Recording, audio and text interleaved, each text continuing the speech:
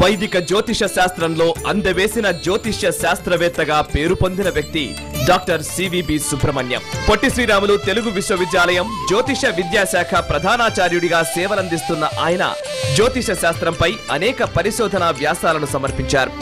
ఒక్క జ్యోతిష శాస్త్రమే కాకుండా సాహిత్యం, కవిత్వం, భారత భాగవత రామాయణ కావ్యాలపై ప్రసంగాలు, జ్యోతిర్వైద్యం తదితర అంశాల మీద సుబ్రహ్మణ్యం చేస్తున్న కృషి విశేషమైంది. ఆయన అంతరంగ మథనాన్ని ఆవిష్కరించే కార్యక్రమమే నేటి చెప్పాలని ఉంది.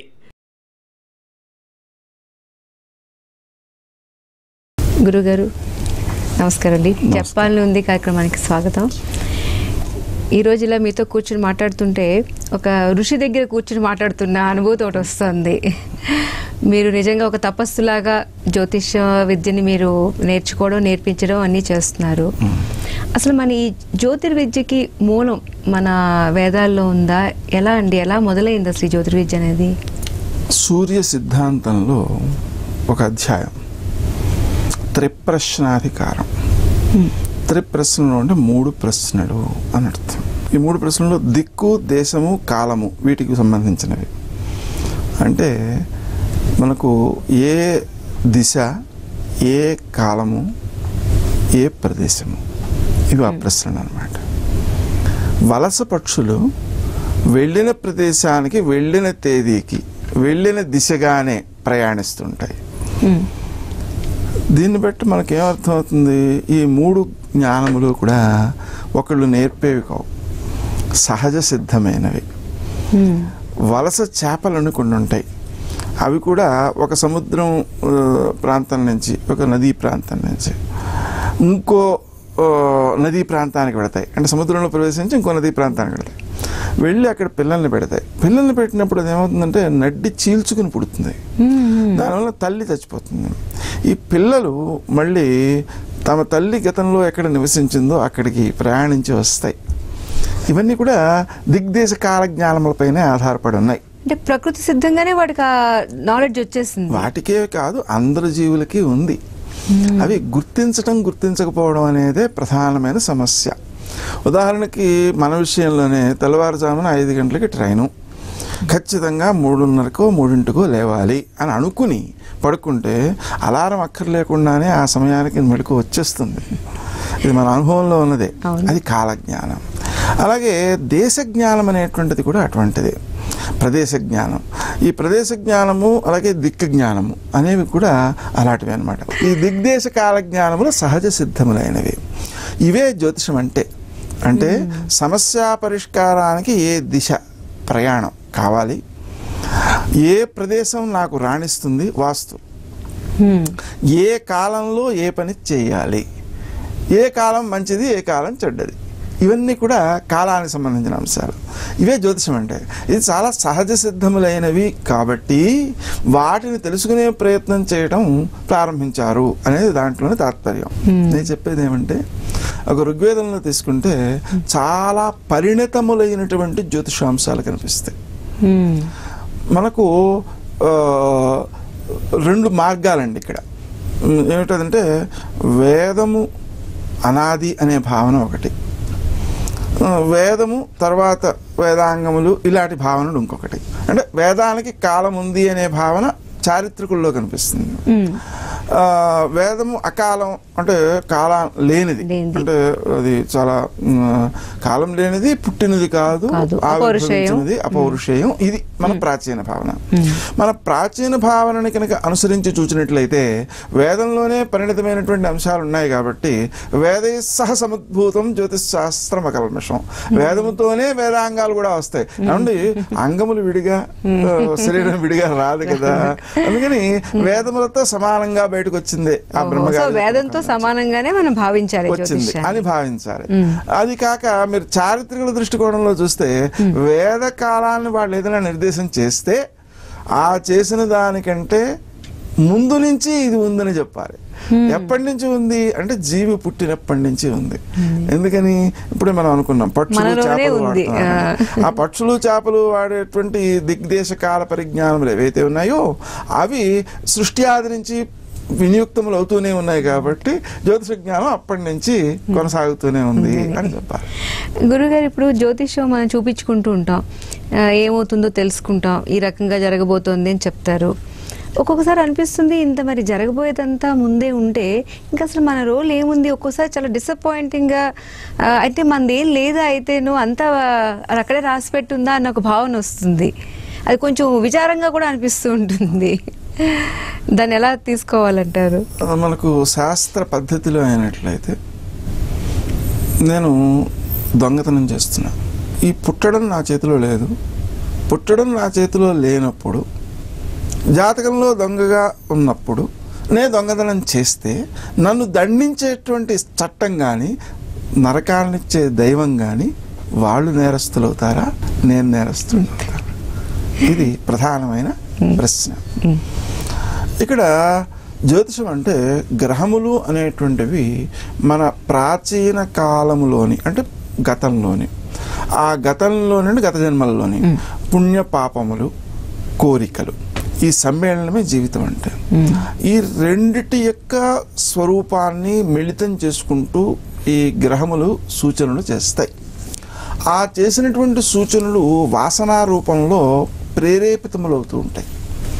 ఎలా గ్రహాల యొక్క ప్రభావం ఉంటుంది అంటే ఆ మధ్య అమెరికాలో 7 సంవత్సరాల పాటు నేరాలు ఎప్పుడు ఎక్కువ జరిగాయి అనేటువంటి దాన్ని రికార్డ్స్ పరిశీలన చేశారు. పరిశోధన కోసం చేస్తే అమావాస్య పూర్ణిమలలో ఎక్కువగా నేరాలు జరిగాయి అనే విషయం గుర్తించారు. అంటే గ్రహములు ఆ లోపల ఉన్న హింసా ప్రవృత్తిని ప్రేరేపించాయి అనే విషయం మనకు అర్థమవుతుంది. దీన్ని బట్టి మనం నేర్చుకోదగినటువంటి చాలా గొప్ప విశేషం ఉందండి. ఏంటంటే మన వాళ్ళు ఏం చేశారంటే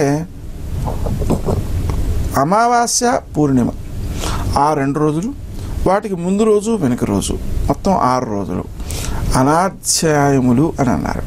జరగబోయేదాన్ని చెప్పేది అనే విషయం శాస్త్రం చెప్పట్లేదు. ఏమని చెబుతుంది? భావాలను ప్రేరేపిస్తుంది. గ్రహాలు భావాలను ప్రేరేపిస్తాయి. ప్రేరేపించినప్పుడు కనిపించిన అంశాన్ని బట్టి ప్రేరేపించబడినటువంటి భావాలన్నిటినీ ప్రతి వ్యక్తి ఆచరణలో పెడుతున్నాడా? పెట్టట్లేదు. అంటే చట్టానికో లోక న్యాయానికో ధర్మశాస్త్రానికో లోబడి తనకు కలిగిన చెడ్డ భావనలను నియంత్రించుకొనడం, మంచి భావనలను ప్రేరేపించుకొనడం అనేటువంటిది చేయాలి. అలా చేసినప్పుడు గ్రహాల్లో ఉన్న మంచిని అనుభవిస్తాడు, చెడ్డను తొలగించుకుంటాడు. ఆ కాంతి కిరణాల వల్ల తన పూర్వపు వాసనలవే అవి కొత్తగా గ్రహాలు ఇచ్చేది. ఈ మార్గంలోకి మీరు ఎలాగా వచ్చారంటే మీకు వంశపారంపర్యంగా ఇది వచ్చిందా, ఇలా నేర్చుకోవాలని ఇందులోకి రావాలని మీకు ఎలా అనిపించింది? సామాన్యంగా చిన్నతనంలో ఏ విషయం ముందు ఆసక్తి లేకపోవడం, ఆటల యందు ఆసక్తి ఉండడం, ఇవన్నీ కూడా చాలా సహజాలు. అయితే నాన్నగారు సుమారుగా 5 సంవత్సరాలు ఆ ప్రాంతం నుంచి కూడా ఎవరికి ఏ పాఠం చెబుతున్నా చాలా అక్కడే కూర్చోమనేవారు. అయితే ఇష్టం ఉండేది కాదు. ఆయన చెబుతుంటే ఎప్పుడైనా సరే ఇష్టము ఉండని విషయం వింటూ ఉంటే నిద్ర వచ్చేస్తుంది కదా, అందుకని నిద్రపోతూ ఉండడం. ఇలా నిద్రపోతున్నా సరే కూర్చోమనేవారు. అది తెల్లవారుజామున కూడా లేపేసి కూర్చోమనేవారు. అయితే అది కూడా 14 ఏళ్ల వరకు ఏ విషయం ముందు కూడా ఆసక్తి లేకుండానే నడిచిపోతూ వచ్చింది చిన్నతనంగానే. అది వినడం అయిన వెంటనే నేను అన్నది ఏంటంటే అయితే నేను చదువుతాను అన్నాను. అప్పటి నుంచి మానకుండా ప్రతిరోజు చదువుతూనే ఉన్నాను. నాన్నగారు కూడా జ్యోతిష్లో ఉండేవారండి? అంటే జ్యోతిషం చెప్పగలరు, పాఠం చెప్పేవారు, అడిగినప్పుడు పాఠం చెప్పేవారు. కానీ మిగిలిన సమయాలలో జ్యోతిషం చదువుతుంటే అరే జ్యోతిషం చదవకరా, ఎందుకంటే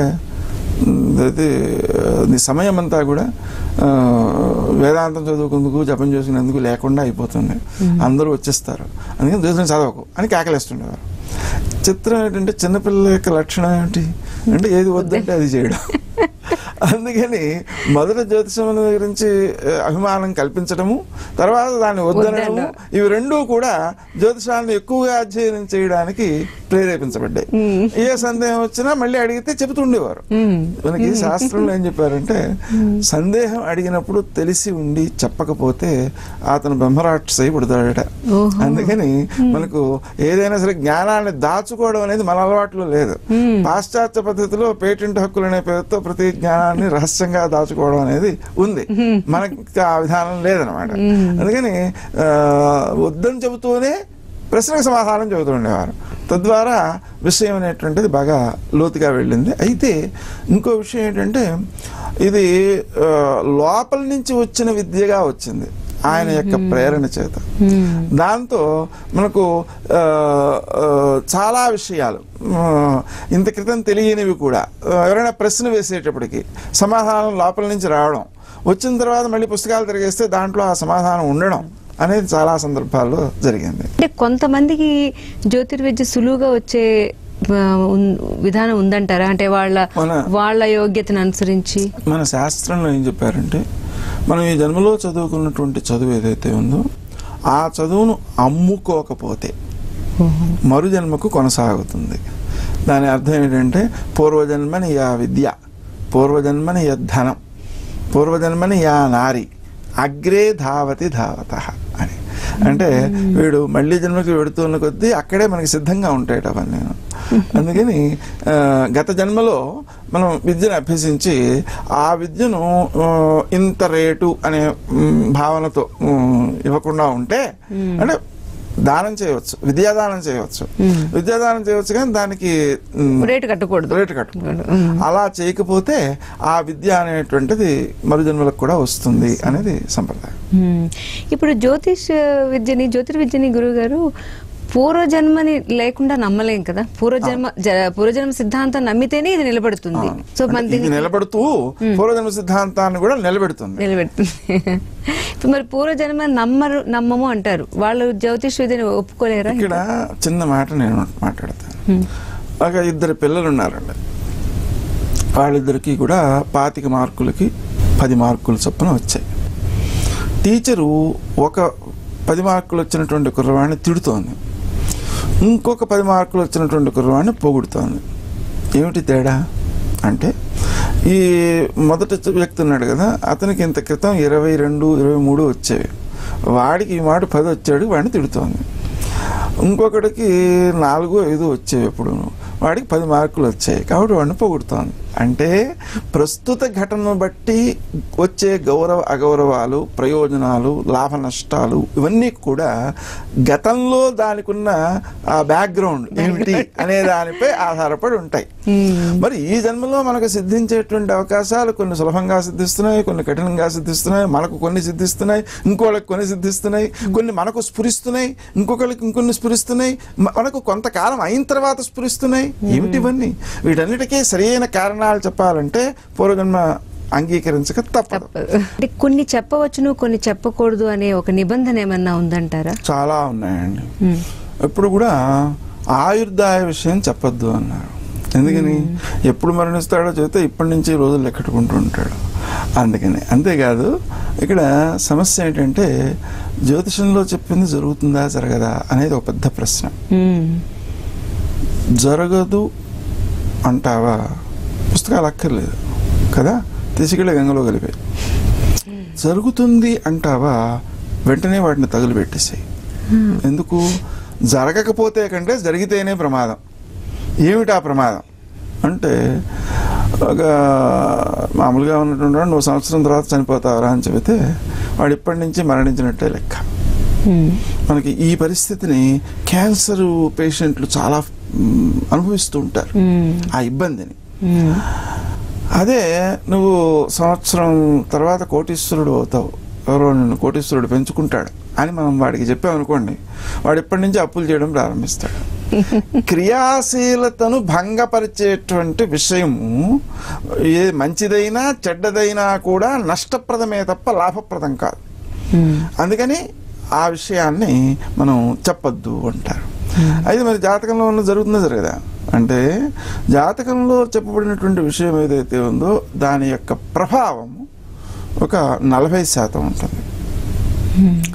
ఒక 60%లో 30% ఆధ్యాత్మిక శక్తి వల్ల ఏర్పడే బలం అవుతుంది. మరో 30% లౌకిక ప్రయత్నం వల్ల బలపడే శాతం అవుతుంది. అందుకని లౌకిక ఆధ్యాత్మిక ప్రయత్నాలను రెండింటినీ కలుపుకున్నట్లయితే జాతకంలో ఉన్నటువంటి చెడ్డను కూడా అధిగమించగలుగుతాం. కాబట్టి ఇక్కడ చెడ్డ అనేటువంటి దాన్ని చెప్పడం వలన ప్రయోజనం లేదు. మంచిని చెప్పు, ప్రోత్సహించు, వాడిని మంచి మార్గంలో పెట్టు. చెడు అనేటువంటిది ఏదైతే ఉందో దాన్ని చెప్పకు, సూచన చెయ్యి. దానికి నివారణ చెప్పు, నివారణ చేయమని చెప్పు. నివారణ చేసుకున్నట్లయితే ఆ దోషాలను వ్యక్తి అధిగమించగలుగుతాడు. అప్పుడు చెడ్డను నేను అధిగమించాను అనే ఆత్మవిశ్వాసం పెరిగి అతను సమాజానికి పనికొచ్చేవాడు అవుతాడు, తనకు కూడా తాను పనికొస్తాడు. ఈ రకంగా జ్యోతిష్ పండితుడికి ఒక గురువుకున్న బాధ్యత ఉందంటారు. చాలా. గురుగారు, మరి సొంత వాళ్ళకి చూసుకోవచ్చునా? ఇప్పుడు మీరు మీ పిల్లలకి మీ సొంత జ్యోతిషాన్ని మీరు చూసుకోవచ్చునా? ఏ వ్యక్తి అయితే ఇందాక మనం అనుకున్నాం సరే, సంవత్సరం తర్వాత ఏదైతే చెడ్డ ఉందో అది ముందుగా తెలుసుకున్న ఆందోళన పెరుగుతుంది. అలాగా ఆందోళన పెంచుకొని మానసిక స్థితి సాధించిన వ్యక్తే జ్యోతిష్కుడు అవుతాడు. ఎందుకని ఎదుటి వ్యక్తి ఎంత పెద్ద ఆందోళనతో వచ్చి ఉన్నా ఆ ఆందోళన అతను తొలగించగలగాలి అంటే తాను ప్రశాంతిగా ఉండగలగాలి. అందుకని ఈ ప్రశాంతిని సాధించిన తర్వాత చూసుకోవడంలో ఇబ్బంది ఏమి. ఒక వాక్కులాగా మనకి తోచడం, ఆ సమయానికి వాళ్ళు ఒక ప్రశ్న అడిగినప్పుడు చూసినప్పుడు మన అంటే సబ్జెక్టివ్ గా మీకు తోచేది ఒక విధంగా, మరో పండితుడికి మరో విధంగా తోచే అవకాశం ఉందంటారా? చాలా ఉంది. ఏమిటంటే ఇక్కడ మనం గమనించాల్సింది, శాస్త్రంలో చెప్పబడేటువంటి సూచనలు ఉంటాయి. ఆ సూచనలు, కారకత్వాలు, వీటిని సమన్వయం చేసుకునేటప్పుడు మనలో ఒక జ్యోతిష్కుడికే కాదు, మనలో మనకు కూడా కొన్ని తేడాలు వస్తుంటాయి. ఉదాహరణకి జ్యోతిషం చెప్పేటప్పుడు నేను చెబుతున్నాను అనే భావనను పూర్తిగా విడిచిపెట్టాలి. భగవంతుడు ఎదుటి వ్యక్తికి నా ద్వారా చెప్పిస్తున్నాడు అనే భావననే పొందాలి. నేను చెబుతున్నాను అనే భావన ఎక్కడ వచ్చిందో అక్కడ తప్పే ప్రమాదం చాలా ఎక్కువ ఉంటుంది. అంటే నిరంతరం మీలో ఒక సోదరు నడుస్తూ ఉండాలి. నేను చెప్పట్లేదు అనే నడవాలి. దానికి ఏంటంటే ఇంట్లో ఏమైనా ఆధ్యాత్మికంగా కృషి చేయడం అవసరం అంటారా? చాలా చాలా అవసరం. పూజ నిష్ఠగా ఉండడం. అంటే భగవంతుడు నా ద్వారా ఎదుటి వ్యక్తికి మేలు చెల్లించడం కోసం ఇది చెప్పిస్తున్నాడు అన్న బలమైన భావన ఉండాలి. అది కాక నా నిత్య ప్రార్థన ఒకటి ఉంది. నా ప్రార్థనలో ముఖ్యంగా కోరేటువంటి విషయం ఏంటంటే, నా వల్ల ఎదుటి వ్యక్తికి మేలు కలిగేటట్లయితే అటువంటి వ్యక్తులనే నా దగ్గరికి రప్పించు, మిగిలిన వాడు నాకు వద్దు. ఎందుకని అంటే ఎక్కువ మంది వచ్చారనుకోండి, ఎక్కువ మంది రావడం వలన చెప్పే సమయము, ఆలోచించే సమయము తగ్గిపోతుంటుంది. దానివల్ల ఎదుటి వ్యక్తికి చేసే న్యాయం తగ్గిపోతుంటుంది. అందుకని నా వల్ల నిజంగా మేలు కలిగేటట్లయితేనే నా దగ్గరికి రానియ్యి అని చెప్పి నేను భగవంతుడిని ప్రార్థించుకుంటాను. దానివల్ల ఏమవుతుందంటే మనం వీలైనంత వరకు ఎదుటి వ్యక్తికి మేలు చేసే ప్రయత్నాన్ని చేయగలుగుతాం. గురుగారు, ఇప్పుడు ఇంత ప్రతిదీ కూడా ఎలా రాసి పెట్టిందో అలా జరుగుతూ యథావిధిగా వెళ్తున్నప్పుడు ఎమోషన్స్ కొంచెం తక్కువగా అనిపించే అవకాశం ఉందా? ఇప్పుడు మీకు ఏదైనా మీ పర్సనల్ లైఫ్లో ఏదైనా ఒక ఘటన జరుగుతుంది, సంతోషాన్ని ఇచ్చేదైనా విషాదాన్ని ఇచ్చేదైనా, దాన్ని మీరు స్వీకరించే విధానం ఖచ్చితంగా మాకన్నా డిఫరెంట్గా ఉంటుంది. ఇది జరగవలసిందే జరిగింది అన్నట్టుగా. దానివల్ల కొంత ఎమోషన్స్కి దూరం అయ్యే అవకాశం ఉంది. మనం చెప్పే తీరులో కూడా అలా ఎదుటి వ్యక్తుల యొక్క దుఃఖము కూడా తొలగే అవకాశం ఉంది. ఎలాగంటే ఒక వ్యక్తి ఆర్థికంగా నష్టపోతే చాలా మంచిదైంది నాయన, నువ్వు ప్రాణం బదులుగా ఆ డబ్బు రూపంలో దోషం పోయింది అని చెప్పడం జరుగుతుంది. అలాగే కారు యాక్సిడెంట్ అయింది. యాక్సిడెంట్లో కారు చాలా చెడిపోయింది, పాడైపోయింది. ఆ లోపల వ్యక్తికి మాత్రం ఏ ఇబ్బంది జరగలేదు. నిన్నే అది జరిగింది, అమెరికాలో ఒక వ్యక్తికి జరిగింది అనమాట. అలా జరిగినప్పుడు దోషం ఆ రూపంలో పోయింది నాయన, నీకు ఇంకేమీ ఇబ్బంది లేదు అని చెప్పడం ద్వారా ఏమవుతుంది, వ్యక్తి అమ్మాయి నేను బతికాను కదా, అది పోతే పోయింది అన్నటువంటి ఒక రకమైన సంతృప్తిని పొందుతాడు. పలానా కారణం వల్ల ఇలా జరుగుతుంది అని తెలిసి కూడా మీ జీవితంలో మీరు చాలా బాధపడ్డ సంఘటన ఏదైనా జరిగిందా? వాస్తవానికి ఈ సంఘటనలు అనేటువంటివి ఇబ్బందికరములే అయినా కొన్ని తప్పించుకోలేనివిగా ఉంటుంటాయి. ఆ తప్పించుకోలేనివిగా ఉన్న వాటిని అంగీకరించేస్తే ప్రసన్నంగా ఉంటుంది మనసు, అంగీకరించకపోతే ఆందోళనగా ఉంటుంది. కాబట్టి ఉదాహరణకి నాది వృషభ లగ్నం.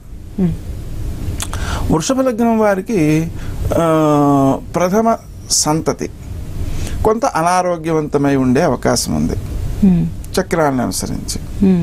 మా అమ్మాయికి మాటలు రావు, వినిపించదు.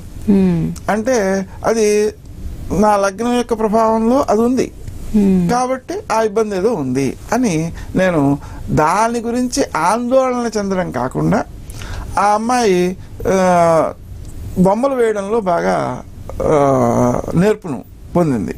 అందుకని బొమ్మలు వేయడం ప్రారంభించింది. ప్రోత్సహించాను.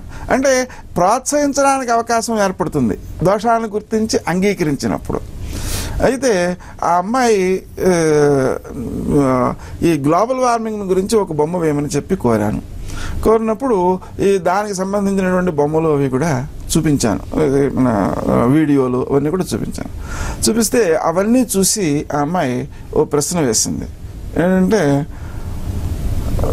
మా అబ్బాయి గతి ఏమిటి అని. 2035 నాటికి భూమండలం మీద జనాలు ఉండే అవకాశం లేదు అనే విషయాలు వాళ్ళు చూపిస్తుంటే నేను ఆ టైంకి పోతాను, కానీ మా అబ్బాయి నడి వయసులోకి వస్తాడు, వాడి గతి ఏమిటి అని అడిగింది. అది చాలా కరిగించింది మనస్సుని. ఎందుకంటే ఇక్కడ మనం గమనించాల్సింది ఏమిటి, సైంటిస్టులు దేనికోసం చేస్తున్నారు ఈ పనంతా? ఈ ప్రమాదకరమైన వస్తువుల్ని కనిపెట్టడం అనేది సంపాదన కోసమే కదా. సంపాదన తమ తినడానికైనా కాదే, అంతా తినేరు కదా, తమ పిల్లలకి మనవలకి ఇచ్చే ఉద్దేశంతోనే ఉంటారు కదా. పోనీ ఈ ప్లాస్టిక్ వస్తువులు తయారు చేసే కంపెనీల వాళ్ళు ఉన్నారు, వాళ్ళు కూడా సంపాదించేటువంటిది తమ కోసం, తమ పిల్లల కోసం, మనవల కోసం కదా. పిల్లలు ఉంటారో లేదో, మనవలు ఉంటారో లేదో, వాళ్ళు బతుకుతారో లేదో, ఈ డబ్బంతా ఇచ్చినా వాళ్ళకి ఆ తిండి పెడుతుందా ఆ డబ్బు? గాలి కూడా కొనుక్కునే పరిస్థితి వస్తే భూమి మీద మంచినీళ్ళు లేకపోతే ఇంకెక్కడి నుంచి ఎలా బతుకుతారు? అటువంటి పరిస్థితికి కారణమైన వస్తువుల్ని మన తాత్కాలికమైన డబ్బు కోసం, సంపాదించే ప్రయత్నం కోసం నష్టాలను కలిగించే పనులు ఎలా చేస్తున్నారు అనే ఆలోచన అందరినీ ఆలోచింపజేసే విషయం. ప్రియంచ నానృతం బ్రూయాత్, ప్రియము కదా అని చెప్పి అబద్ధం ఆడకూడదు. ధ్యానంలో కూర్చున్నప్పుడు కొంతమందికి ఒక వెలుగులా స్ఫురించిందని అలాంటివన్నీ ఉంటారు, జరుగుతుంటాయి అంటారా గురుగారు? అమ్మవారు బాలా త్రిపుర సుందరిగా ఆయన చేత ఉపాసించబడుతూ తన చుట్టూ ఉండేదనమాట. స్మరణ మాత్రం చేతనే మోక్షాన్ని ప్రసాదించేటువంటి శక్తి అరుణాచలానికి ఉంది.